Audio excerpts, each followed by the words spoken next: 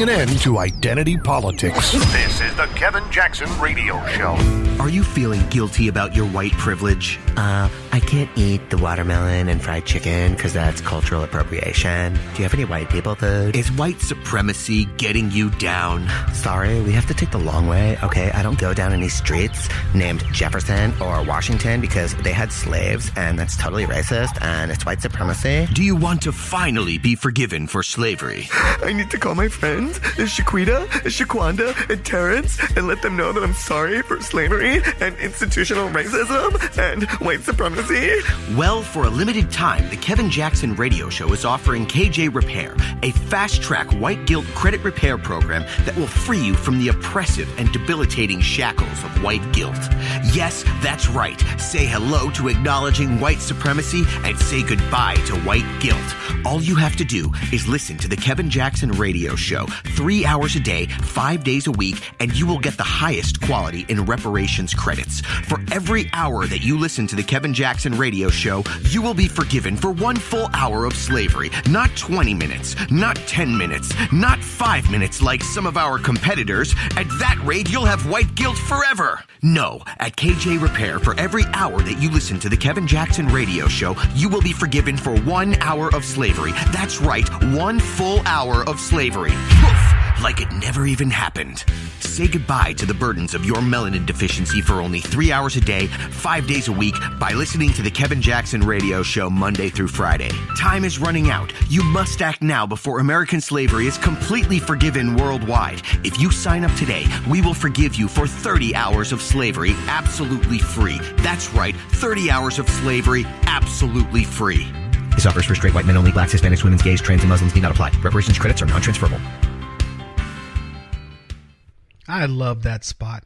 Welcome back, everybody. Kevin Jackson here. So it looks like, so you know about Maria Chappelle-Nadal and, of course, her wanting to assassinate the president. And somebody argued with me, Kevin, her actually saying she wants someone to assassinate the president isn't exactly her saying she would assassinate the president. And I go, really? So if you said something like, man, I wish somebody would kill that sucker, you're trying to tell me you wouldn't do it?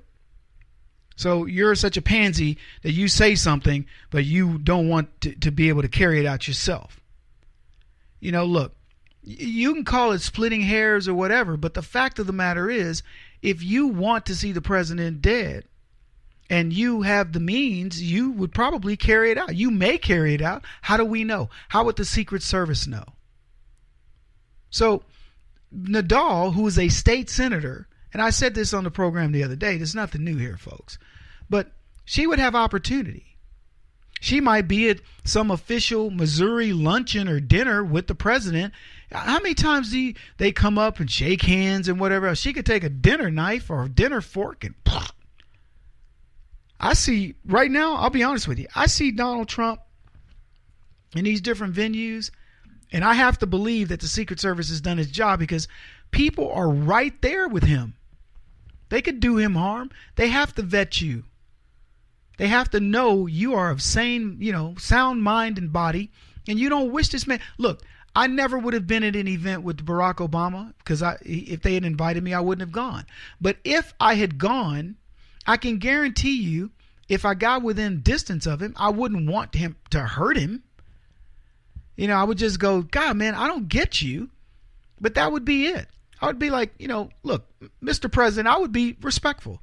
Mr. President, I don't understand some of the moves you're making. I don't understand these policies. What is your problem with helping the country? I mean, look, I know a lot of people, and maybe people differ with me, but I wouldn't want to see harm come to Barack Obama. I never wanted to see harm come to him outside of impeach him for treason, things like that. But wouldn't even care if he went to jail. Just get rid of him. He's anti-American. But there are people that want, and look, I'm not going to say there aren't people that wouldn't have done Barack Obama harm. That would be naive. But most of these folks were not sitting legislators. I mean, there are people that take pride on the Democrat side in saying how much harm they want for Trump. And we talked about it with Kathy Griffin and George Lopez and many others. And I'll be honest with you. I think the majority of these people don't even have a clue. That if you said to them, why do you want to hurt Donald Trump? Man, his policies, what about his policies? And you narrow it down, they couldn't come up with a single good reason, a sound reason to do it. They just want to be mad. They hate him for no reason, but it's one thing to hate him, but to say, I want to do him harm. Now, I've got a history of people telling me, I hate you. I would hurt you. I want to kill you. I want to beat you up. Good luck with that. But my question is, why? If we were hanging, if I were to meet the average black dude or chick that sends me, like a nasty gram, which I get them all the time, fewer than I used to, and we were to meet in non-political circumstances, these people would be, yo, Kev, man, I heard you talking. Can you help me with my investments? Or can you help me write my resume?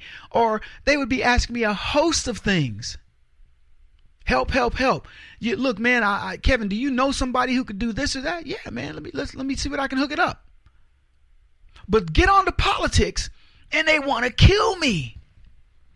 It's crazy. Anyway, Chappelle-Nadal, this is what gets me.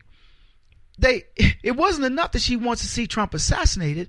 A group that backs her, they call them allies of hers, they want her to keep her seat after she said she wanted Trump assassinated, and they set up a website and want people to donate to help Maria Chappelle-Nadal keep her seat, keep her Senate seat in the Missouri State Legislature.